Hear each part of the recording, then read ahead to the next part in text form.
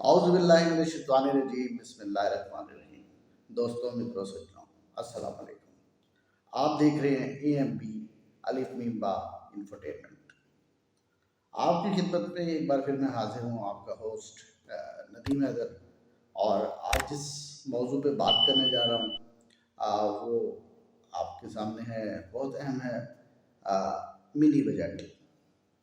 اب منی بجٹ کو اردو میں کیا کہیں گے؟ لوگ کہتے ہیں کہ آسان الفاظ میں بات کیا کرو، اس لیے میں آپ کو اس کی اردو بتا رہا ہوں۔ تو منی کو آپ آرام سے کہیں گے منی بجٹ، ٹھیک ہے۔ ایک بجٹ تو وہ ہوتا ہے جو سال میں پیش کیا جاتا ہے، لیکن پھر وہ جو چھوٹا، یعنی ایک چھوٹا سا بجٹ منی، منی یا نکا بجٹ، یہ کہہ لیں۔ اب بجٹ جو ہوتا ہے وہ ہوتا ہے خرچ اور آمدنی کا تخمینہ، ٹھیک ہے۔ اب یہ سال میں ایک دفعہ ہوتا ہے، لیکن بعض حالات ایسے بن جاتے ہیں، جیسے کہ خیر سے آج کل بنے ہوئے ہیں کہ حکومت مجبور ہو گئی کیا کرے، منی بجٹ سامنے لے آئے، ٹھیک ہے۔ تو یہ بجٹ لانے کا مقصد کیا ہے؟ یہ تمام باتیں تو آپ سن رہے ہیں، تو میں اس کو تھوڑا سا آپ کو اس معاملے کو تھوڑا سا ٹویسٹ کرنا چاہتا ہوں کہ دیکھ لیجئے کہ ہماری کیا ہم نے 3 سال گزارنے کے بعد اپنی سمت کا تعین کر لیا۔ 3 سال گزار دیے، 1 2 3، کیا ابھی یہ ہمیں پتہ چل گئی کہ ہم نے کرنا کیا ہے؟ یہ کیا ایسی ضرورت پڑ گئی کہ آپ کو سال میں 2 بجٹ کا سامنا کرنا پڑ رہا ہے؟ اب یہ دوسرے بجٹ سے مراد کیا ہے؟ a lot of taxes۔ اب یہی اندازہ کر لیں کہ 25 سے 30% کاسٹ ویسے ہی سردیاں آنے سے مختلف چیزوں میں ویسے ہی اضافہ ہو گیا تھا۔ اب اس کے بعد یہ ایک نیا بجٹ لے آئے، نئے ٹیکسز لگا دیے گئے، تو پرائس ہائیک ایک دفعہ پھر ہوگا۔ اور صورتحال جو ہے جس طرف جا رہی ہے وہ تھوڑی افسوسناک ہے، کیونکہ میں ہمیشہ ایک بات کرتا ہوں کہ کبھی بھی یہ خواہش مت رکھیے کہ کوئی بھی گورنمنٹ فیل ہو جائے، کیونکہ گورنمنٹ کا جو فیلئر ہوتا ہے اس کی قیمت کون چکاتی ہے؟ پبلک۔ لیکن افسوس اس بات کا ہے کہ 3 سال گزر گئے اور ابھی تک ہمیں یہ نہیں پتا کہ ہماری اکنامک پالیسی ہے کیا، ہم نے کرنا کیا ہے، کس طریقے کار سے ہم نے ملک کو اور قوم کو ان حالات سے باہر لے کے آنا ہے۔ اگر آئی ایم ایف سے قرضے ہی لینے تھے تو بھائی وہ تو نواز شریف صاحب بھی لے رہے تھے، زرداری صاحب بھی لے رہے تھے، ٹھیک ہے، اور اسی طرح جو پچھلے گزرتی رہی جتنی بھی حکومتیں وہ لیتی رہی۔ تو آپ نے نیا ایسا کیا کیا کہ جس سے کوئی ہم امید وابستہ کر لیں کہ آنے والے جو دن ہوں گے وہ بہت بہتر ہوں گے؟ اور اب تک جو ڈیلیور نہیں کر سکے وہ چند ہفتوں کی بات اب بس رہ گئی ہے، اور چند ہفتوں کے بعد ایسا کوئی معجزہ ہوگا کہ سب ٹھیک ہو جائے گا۔ اب یہ معجزے کی بات کر رہے ہیں تو اکنامک میریکل کس کو کہا جاتا ہے؟ میریکل سے مراد ہے معجزہ۔ اکنامک یہی ہے جو آج کل ہم اس چیز کی بات کر رہے ہیں۔ تو یہ جرمنی کی جو ریوائول تھا ورلڈ وار سیکنڈ کے بعد، اس کو اکنامک میریکل کہا جاتا ہے۔ تو میں آج آپ کو جو ایگزامپل اس کے ساتھ پیش کروں گا، کمپیریٹیو تھوڑا سا ہم اس کا انالیسس کریں گے، تو وہ ہم دیکھیں گے کہ جرمنی نے کیسے دوبارہ ریوائیو کیا، اور اس کا جو ریوائیول تھا اس کو آج بھی دنیا کہتی ہے کہ بھائی وہ ایک بہت بڑا معجزہ تھا۔ اب مسئلہ یہ ہے کہ صرف باتیں نہیں، اس کے میں خلاف ہوں۔ پہلے دن سے میں اس کے خلاف ہوں کہ صرف باتیں نہیں، کچھ عملی اقدام بھی ہو جائے، کچھ سجیشنز بھی ہو جائے، کچھ گلا میرا اپنی برادری سے بھی ہے کہ جس طریقہ کار سے اکنامک رپورٹنگ ہونی چاہیے، کامرس رپورٹنگ ہونی چاہیے، اس طریقے سے نہیں ہوتی، ٹھیک ہے۔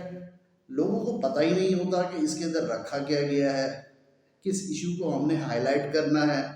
اور ایک دور تو ایسا بھی رہا، یہ کبھی راز کی بات میں ایک بتا دوں، ایک سے زیادہ بس ایک، تو ہم لاہور چیمبر آف کامرس میں بھی جانا آنا رہتا ہے۔ یہ اصل میں جو اسائن بیٹ ہوتی ہے، بیٹ سے مراد ایک اسپیسیفک فیلڈ، یہ کامرس رپورٹر کی ہوتی ہے۔ تو کامرس رپورٹر جس دن چھٹی پہ ہو جائے تو دوسرا بھی چلا جاتا ہے۔ اب لاہور چیمبر آف کامرس میں گیا تو میں نے باقاعدہ طور پر وہاں پر فنکشن کے اندر دیکھا کہ ہمارے کافی عمر میں بڑے تھے، سینئر صاحب بھی تھے، خیر سے وہ سو رہے تھے، دھنیا بھی کے سو رہے تھے۔ اب انہوں نے خبر کیا دینی ہے، سب نے ایک خبر دینی سامنے۔ وہ کیا ہے؟ وہ ایک بھائی صاحب ہمارے بہت اچھے دوست ہیں، ٹھیک ہے، نام تو میں کسی کا لیتا نہیں، تو وہ پریس ریلیز بنا دیتے ہیں، وہی پریس ریلیز اٹھا کے سارے کاپی پیسٹ کی، یہ جا وہ جا چل بھائی۔ خیر ایسا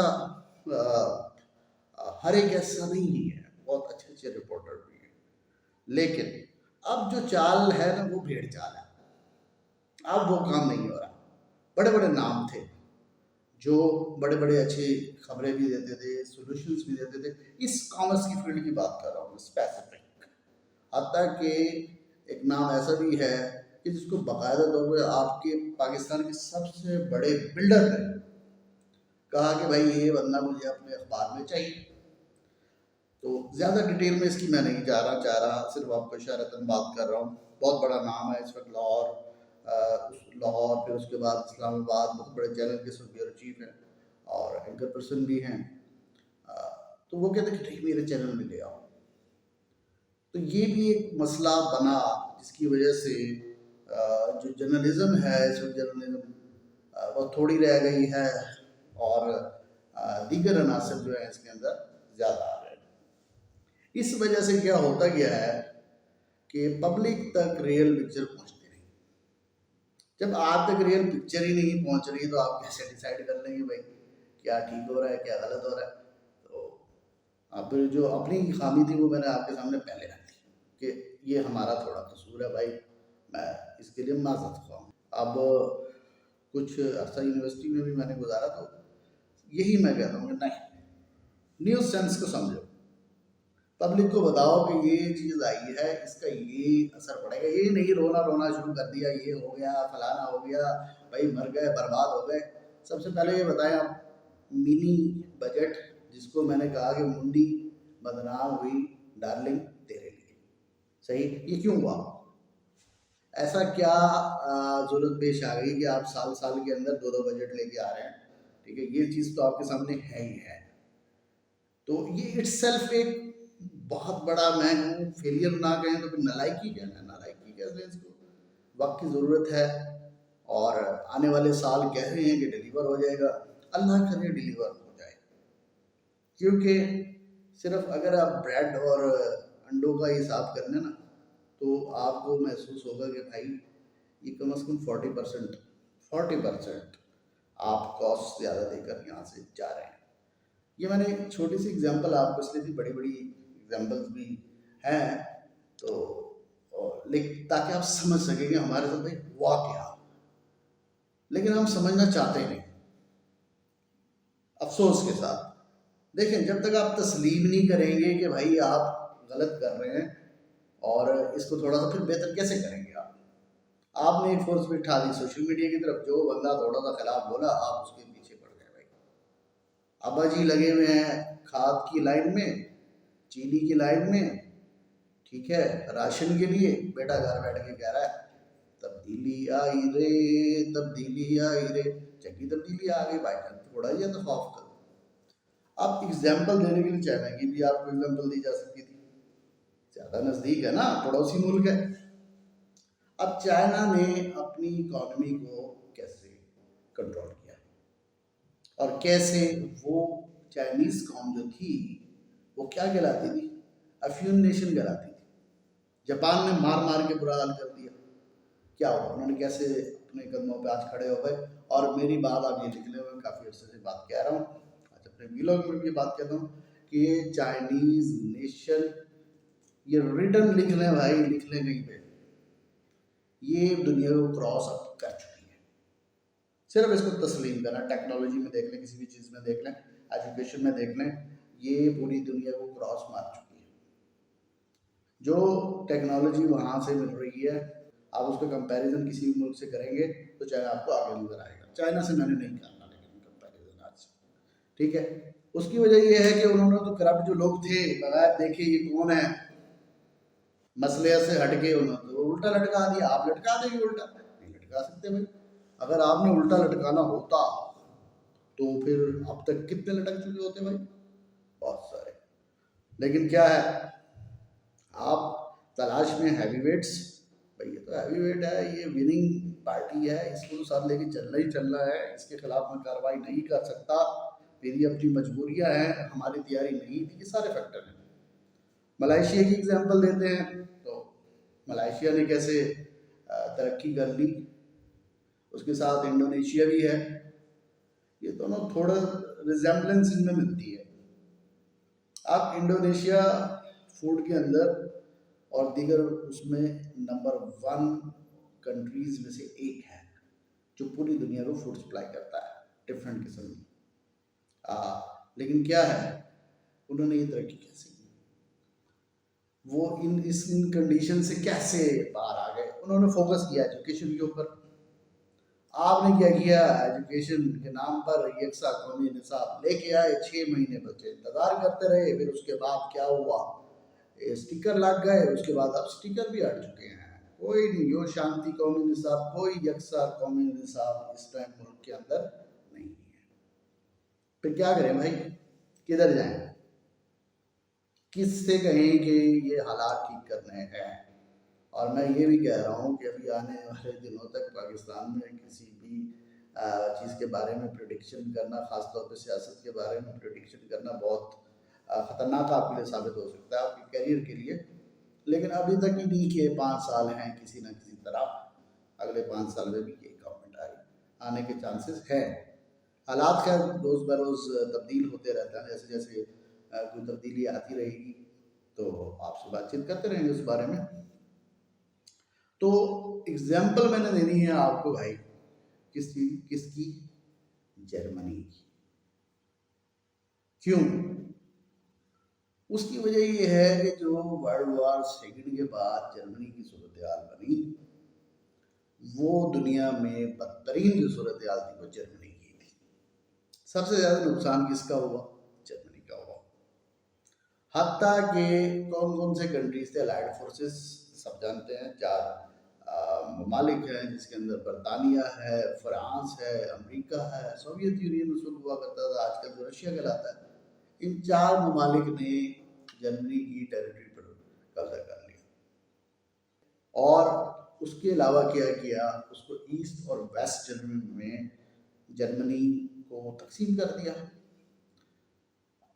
برلن جو کہ وہاں کا دارالحکومت تھا، وال بنا دی گئی باقاعدہ طور پر، جو ظاہر ہے جو کہ کتنا عرصہ تک اسی طرح جرمنی 2 حصوں کے اندر تقسیم رہا. تقریباً یہ 40-41 سال کا عرصہ بنتا ہے. تو اس کے ساتھ ساتھ ہوا کیا، اب جو ایسٹ جرمنی تھا وہ تو سوویت یونین کے ساتھ تھا، اور جو ویسٹ تھا امریکہ اور برطانیہ بعد میں ایک ہو گئے. ویسٹ کس کے ساتھ آ گیا؟ امریکہ کے ساتھ. اب صورتحال بڑی جو ہے اس وقت جو تھی بہت زیادہ اس قوم کے لیے سنگین تھی.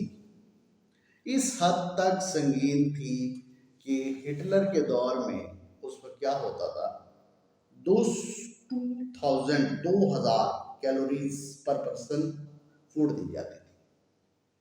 اب جب یہ الائڈ فورسز آئے ہیں تو الائڈ فورسز نے کیا کیا کہ 2000 کی جگہ 1000 سے 1500 کیلوریز پر پرسن دینا شروع ہوئے. اب یہ اتنے مشکل کیلکولیشن میں نے نہیں بتائی. جو ایک بریڈ ہوتی ہے، بریڈ کا پیس جو ہوتا ہے اس میں 265 کیلوریز اس کے اندر موجود ہوتے ہیں. تو آپ خود اندازہ کر لیں گے ناشتے کے اندر آپ کتنی، ایک انڈا شامل کر لیں گے تو انڈے کے اندر بھی اس کے 155 کے قریب کیلوریز موجود ہوتی ہیں. تو آپ ایک ناشتہ کر لیتے تو ہاف تو آپ نے کنزیوم کر لی. ٹھیک ہے، یہ صورتحال تھی. اور جو لوگ جن کا گھر بار تباہ ہو گیا تھا، ایک بہت بڑی تعداد تھی. اور جو نوجوان نسل کہلاتی ہے، 18 سے 35 سال ایک ایوریج وہ لوگ تو ملتے ہی نہیں تھے، وہ تو وار کی نظر ہو گئے. بہت سارے لوگ ایسے تھے جو جن کے پاس کرنے کے لیے کچھ نہیں تھا. اب انہوں نے کیا کیا؟ کوئی نہ کوئی ایک شخص ان سب حالات کے اندر لیڈ کرتا ہے اور پوری قوم اس کے پیچھے چلتی ہے. تو ان حالات کے اندر سب سے زیادہ جس شخص کا نام لیا جاتا ہے وہ والٹر ایوکن تھے. والٹر ایوکن نے کیا کیا؟ ایک کانسیپٹ دیا انہوں نے، سوشل مارکیٹ اکانومی. اب اس کے اندر کیا مسئلہ تھا؟ اس میں اس پورے کانسیپٹ کے اندر یہ کانسیپٹ کیا تھا کہ آپ کوئی کیپٹلسٹ کیا ہے؟ کیپٹلزم کیا ہے؟ سرمایہ دارانہ نظام. کوئی سرمایہ کاری کرنا چاہتا ہے تو کرے، اس کو مکمل آزادی ہے، کوئی کسی قسم کی کوئی پابندی نہیں ہے. اور لیکن ہوگا کیا کہ گورنمنٹ جو ہے وہ اس کے اوپر تھوڑی بہت نظر رکھے گی کہ کسی کے کیا حقوق تو پامال نہیں ہو رہے، ویجز پراپرلی دیے جا رہے ہیں. تو یہ ایک بہت بڑا کنسیپٹ تھا جس کو آج بھی پوری دنیا یاد رکھتی ہے کہ اس کے بغیر ممکن نہیں تھا کہ جرمنی کی اکانومی جو ہے ریوائو ہو جاتی. اس کے علاوہ جو اس میں اہم کردار جو ادا کیا وہ دیگر نام بھی آ جاتے ہیں جنہوں نے کرنسی جو چینج کی. وہ ایڈہرٹ تھے جن کا نام لیا جاتا ہے. اس کے علاوہ جو ایک پلان دیا مارشل، اور مارشل صاحب تھے کون؟ وہ سیکرٹری اسٹیٹ تھے یو ایس کے. انہوں نے ایک پلان دیا کہ یہاں پر کیا کیا جائے؟ انڈسٹریلائزیشن کی جائے. اب وہ پلان کیوں دیا انہوں نے؟ کیونکہ ایک بہت بڑی کھیپ یورپ کو اور متاثرہ علاقوں کو آباد کرنے کے لیے امریکہ ایڈ دے رہا تھا، اور وہ ایک بہت بڑی کھیپ کس کے کھاتے میں دی جاتی ہے؟ جرمنی کے. یہ تو تھوڑی سی مختصر سی صورتحال ہے جو تھوڑی سی ہسٹری میں نے آپ کے سامنے رکھی، لیکن یہ تمام عناصر اپنی جگہ پر. لیکن سب سے جو بڑا فیکٹر یہ تھا کہ اس قوم کے اندر ایک جذبہ تھا. کیا؟ ہم نے اپنے قدموں پر دوبارہ اٹھ کر کھڑا ہونا. انڈسٹریلائزیشن بڑے پیمانے پر ہوئی کہ جرمنی ترقی کرنے لگا، حتیٰ کہ ویسٹ والے جو تھے اور ایسٹ والے تھے، درمیان میں دیوار تھی، دو حصوں میں تقسیم تھا. ویسٹ اس حد تک ترقی کر گیا کہ ایسٹ کے اندر کیا ہونے لگ گیا؟ ایک احتجاج شروع ہو گیا کہ نہیں بھائی ہم نے تو دوبارہ ایک ہونا ہے. تو یہ جو تقریباً 3 اکتوبر 1990 کو یہ دوبارہ ایک ہو گئے. تو ایک انقلاب آیا پوری دنیا کے سامنے. اس پوری دنیا کے اندر جو انقلاب برپا ہوا، دنیا اس کو ایک میریکل یا معجزہ سمجھتی ہے کہ اتنی آسانی سے کیسے ہو گیا. کہ سب سے زیادہ جو متاثرہ کنٹری ہے وہ جب اس نے اپنا ٹارگٹ سیٹ کیا تو اس وقت وہ پوری دنیا کے اندر، یورپ کے اندر یہ صلاحیت رکھتا ہے کہ وہ یورپ کی اکانومی کو بھی ہلا دے. تو اس کے ساتھ ساتھ یہ بھی ہوا کہ جب برطانیہ نے دیکھا کہ یہ جو جرمن پروڈکٹس ہیں یہ بہت بڑی تعداد کے اندر آ رہی ہیں ان کے ملک میں، تو انہوں نے باقاعدہ طور پہ اس پہ لکھ دیا. کیا لکھا؟ Made in Germany. کہ لوگ اس کو نہیں لیں گے، کیونکہ ظاہر بات ہے ورلڈ وار سیکنڈ کے اندر جو برطانیہ کو سب سے زیادہ جو بڑا جو اس کا دشمن تھا وہ کون تھا؟ جرمنی تھا. لیکن یہ لکھنے کی دیر تھی، لوگوں نے اس کو ایک سٹینڈرڈ سمجھ لیا کہ یہ جرمنی سے، یہ میڈ ان جرمنی لکھا ہوا ہے، اسی کو ہم نے خریدنا ہے. اور یہ ایک سٹینڈرڈ بن گیا. جرمن پروڈکٹس جو تھی وہ پہلے سے زیادہ فروخت ہونا شروع ہو گئی. یہ تو قصہ ہے پارینہ سمجھ لیں یا کچھ سمجھ لیں، لیکن اب افسوس کی بات یہ ہے کہ ہم دوسروں کی ایگزامپلس تو دیتے ہیں لیکن صرف باتوں کے حد تک، کوئی چیز ان کی اڈاپٹ نہیں کر رہی۔ آپ انڈسٹری کی بات کر لیں تو جتنے بڑے انڈسٹری میں اگر آپ جائیں تو آپ کو جتنے بڑے پلانٹس وغیرہ اور دیگر فیکٹریز وغیرہ ہیں وہاں پر آپ کو کون سا اکوپمنٹ ملے گا؟ یا تو آپ کو چائنیز ملے گا یا بڑی تعداد میں آپ کو جرمن ملے گا۔ اب یہ جرمن جو ہے اکوپمنٹ جو لگا ہوا ہے یہ کیوں؟ امریکن بھی تو ہو سکتا تھا، دیگر ممالک کا بھی تو ہو سکتا تھا، جرمنی کیوں؟ اس کی وجہ یہ ہے کہ جو آپ کو اس کی پائیداری جرمن پروڈکٹس کی ہے اس کا دوسرے کنٹریز مقابلہ نہیں کرتے۔ انہوں نے اپنا ایک سٹینڈرڈ بنایا، ایمانداری سے کام کیا۔ ہم کیا کر رہے ہیں؟ انڈسٹری کو کیا سپورٹ کر رہے ہیں؟ ایسی پالیسیز ہیں ہماری کہ انڈسٹریلسٹ جو ہے وہ رو رہا ہے، ایک عام تاجر رو رہا ہے کہ بھائی ہم تو امپورٹ بھی نہیں کر سکتے، بہت ساری چیزیں آپ کو امپورٹ کرنا ضروری ہوتا ہے لیکن نہیں کر سکتے۔ کیوں؟ گورنمنٹ پالیسیز ایسی ہیں۔ اب ان پالیسیز کو جب تک آپ چینج نہیں کریں گے کہ تو کیسے آپ بہتری کی طرف جا سکتے ہیں؟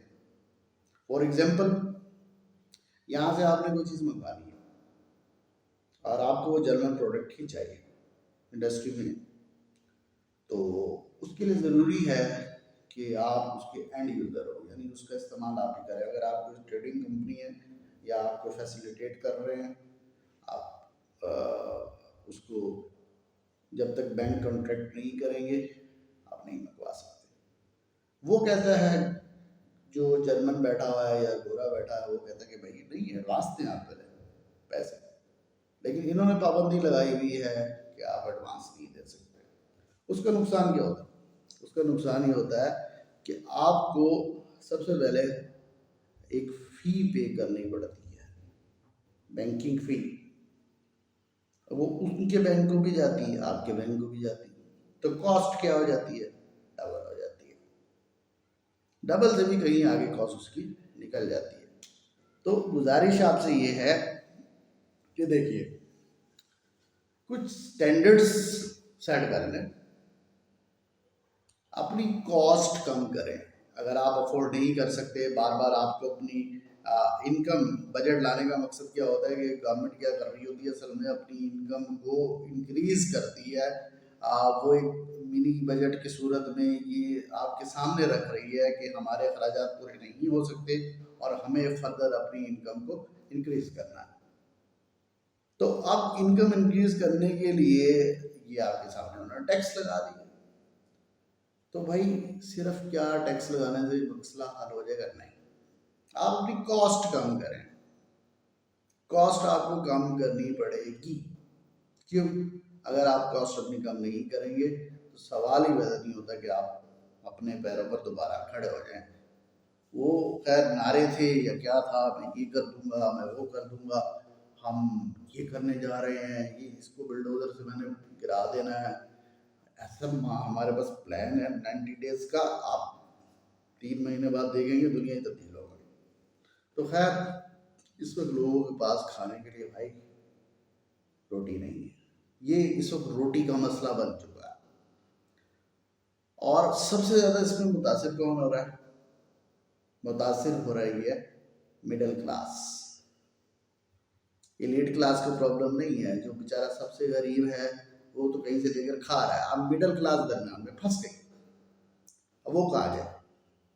اور اس منی بجٹ نے تو بھائی ہمارا بیڑا ہی غرق کر دیا۔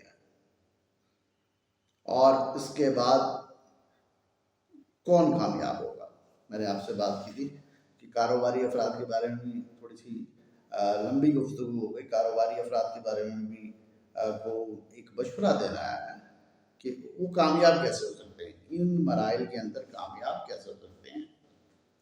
دیکھیں، آپ معاشرے کی نبض پہ ہاتھ رکھیں، جو بیسک نیسیسٹیز ہیں ان پہ تو کوئی کمپرومائز کر نہیں سکتا۔ اب یہ تو نہیں ہو سکتا کہ آپ اپنے بچے کو کہیں کہ بھائی آپ ایک روٹی کے بجائے یہ ہٹلر دور چل رہا ہے آج کل، یا پھر الائڈ فورسز آ گئی ہیں، آپ ہاف کھا لیں، ایسا نہیں ہو سکتا نا۔